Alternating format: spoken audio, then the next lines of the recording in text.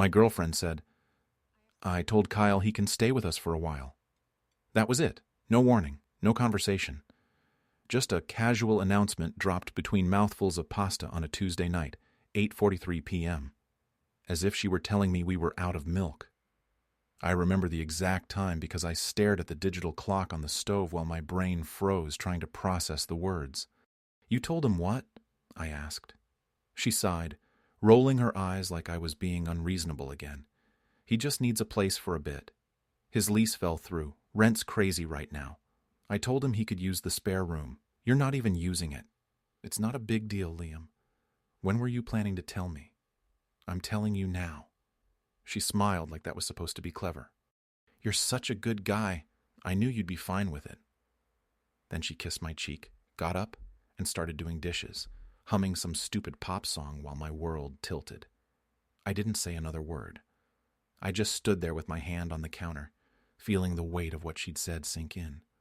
Kyle was her ex. The one she'd dated for 2 years in college. The one who still texted her sometimes as a friend. The one I'd caught calling her babe in a message last month that she brushed off as an inside joke. Now he was moving in. I didn't yell, didn't argue. I just washed my plate, dried it, and when she went to shower, I sat on the couch and texted my landlord, Greg. Hey man, giving you the required 60-day notice. Appreciate everything. He responded almost immediately. Sorry to lose you, Liam. You've been a model tenant. Thanks, I wrote back. I'll keep the place tidy until you show it. I sat there a long time after that, listening to the sound of running water in the bathroom, wondering how you can share a home with someone and not recognize how entitled they've become. Saturday morning, Kyle showed up. He came with a U-Haul and 2 of his gym buddies, grinning like he was coming home. Amber hugged him on the doorstep, long, too long, then turned and said, See? Told you he'd be cool with it. Yeah, thanks, man, Kyle said, slapping my shoulder. Appreciate the spot. Sure, I said. Happy to help. He took it at face value. The first week was a blur of small invasions. His shoes by the couch, his protein shake powder on the counter, his gym bag blocking the door, beard trimmings in the sink. I asked Amber to tell him to clean up after himself. He's going through a rough time, she said. Don't be so controlling. Controlling. That word stuck in my throat. Week 2, I came home from work to find 4 strangers in my living room. Kyle's friends apparently drinking beer and playing my PlayStation. Yo, hope you don't mind, man, Kyle said. Just a few guys from the gym. It was 6 p.m. on a Tuesday. I had a meeting the next morning. They left at 2 a.m. I barely slept. When I told Amber, she said, He's allowed to have a life, Liam. Stop acting like this is all about you. Week 3, I opened the fridge and found my dinner gone. The salmon I'd prepped that morning, the rice, the vegetables, everything. Kyle shrugged. Oh, dude, that was yours? My bad. I'll get you back. He didn't. Amber just sighed. It's food, Liam. Don't make it a thing. I remember sitting on the edge of my bed that night thinking, this isn't anger. It's awareness. Awareness that I was living with someone who saw my boundaries as optional. Week 4, I came home early with a migraine. The lights were dim, laughter coming from the living room. Amber was on the couch, legs draped across Kyle's lap, both of them watching something on her phone. When they noticed me, she jumped. You're home early. Headache, I said. Kyle stood awkwardly. I should, make a call. He disappeared into his room. Amber followed me into the bedroom. You're acting weird. Am I? It's just Kyle. Stop being jealous. I'm not jealous. I'm done. That night I lay in the dark and realized I was no longer in a relationship. I was a spectator in a bad play. The next morning, I confirmed with Greg that my lease would end on time and that viewings could start soon. Got someone interested already, he said. Saturday at noon. Perfect, I said. Friday night, I told Amber we should go out for brunch Saturday morning. My treat. Her face lit up. Really? You're so sweet lately. Trying to be, I said. Kyle invited himself. I smiled. Sure. The more the merrier. We spent 2 hours at brunch, another hour wandering stores. I checked my watch. 11:45. We should head back, I said. She teased, you and your schedules. Yeah, I like to be on time. We got back at 1:30. She stopped dead in front of the door. Why is there a lockbox on the knob? Is there? I said, pretending to be surprised. Her phone was already in her hand. Greg, hi. It's Amber. There's a mistake. There's a for rent sign on our door. Greg's voice came through clearly. No mistake. Liam gave notice 4 weeks ago. New tenants move in next month. She turned to me like she was seeing me for the first time. You gave notice? Yep. Without telling me? Didn't think I needed to. Where are we supposed to go? Not sure. You've got 5 weeks. You can't do this. Actually, I can. My name's on the lease. Yours isn't. This is insane. So was inviting your ex to move in. The next few weeks were chaos wrapped in desperation. Amber called her mom, crying about how I was making her homeless. Her mom, Carol, showed up demanding explanations. You can't just abandon her like this. She invited her ex to live in my home. I'm removing myself from the situation. She was helping a friend.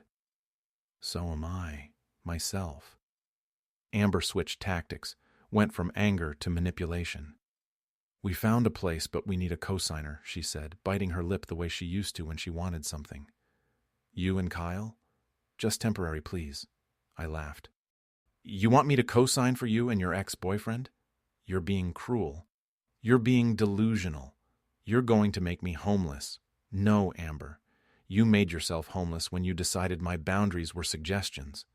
Her best friend Liz started texting me paragraphs. You're ruining her life. She made one mistake. She invited her ex to move in without asking. That's not a mistake. That's a decision.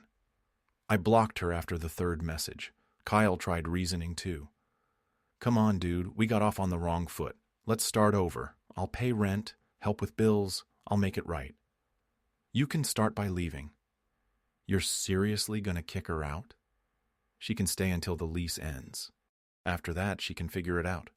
That's cold, man. That's fair. The day she crossed the line, I came home to find my mail opened on the counter. Amber, why the hell is my mail open? I needed your credit score for the apartment application. You what?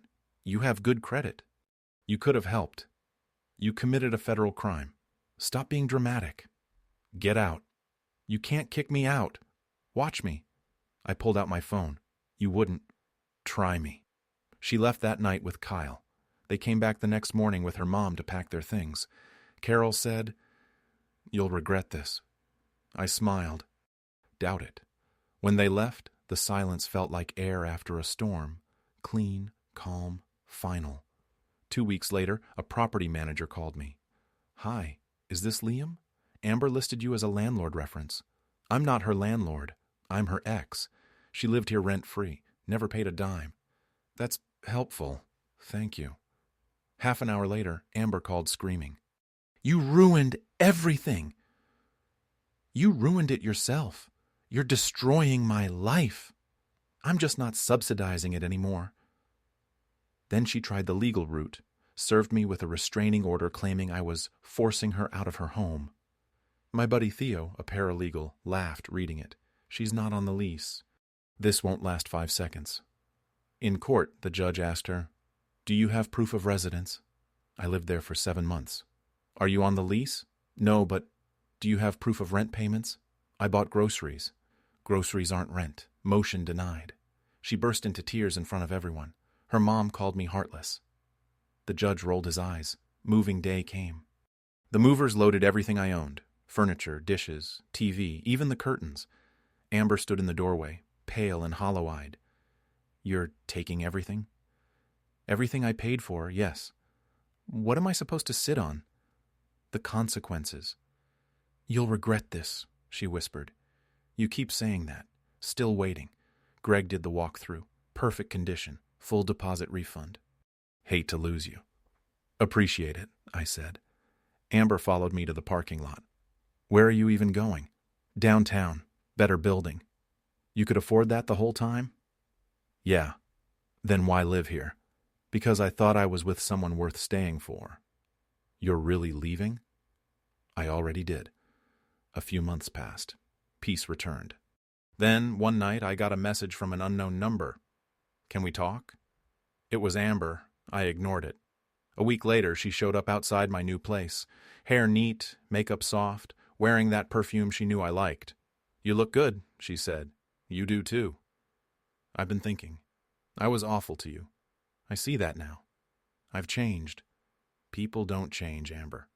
They adapt when it benefits them. That's not fair. It's accurate. I miss you. You miss the version of me that tolerated you. I want another chance. You already had one. She stepped closer, eyes glassy. I'm not that girl anymore. You're right. Now you're the girl who learns the hard way. Liam, please. I can make this right. No, you can't. She started crying, reaching out. Please, Liam. I shook my head.